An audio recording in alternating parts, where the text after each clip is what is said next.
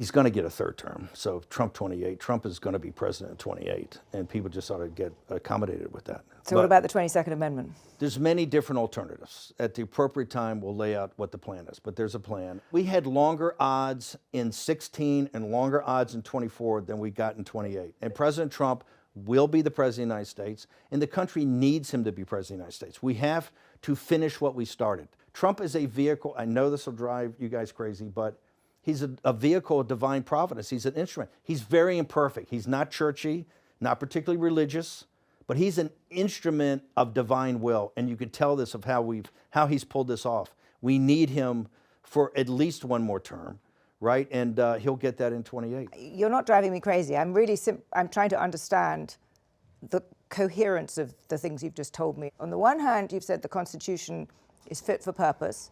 Secondly, you've said that President Trump needs another term, even though the 22nd Amendment makes pretty clear that he cannot have another term. Why does it make that clear? Because he's on his second term already.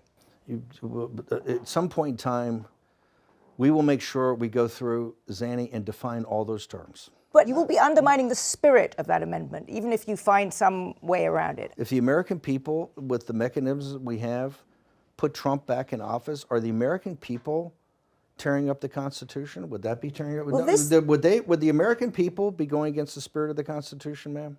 I think yes, actually, because I think what you will end up with is a populist justification for a quasi-dictatorship. That's not true at all. Trump That's what it sounds like. It's not.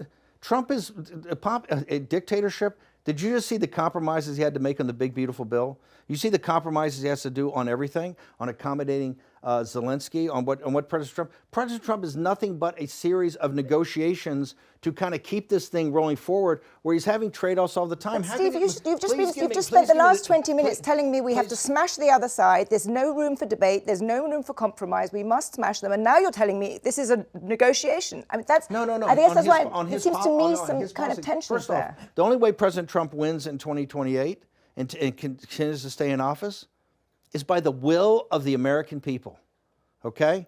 And the will of the American people is what the Constitution embodies. And so I think we're going to be in good hands there. We need to finish what we started.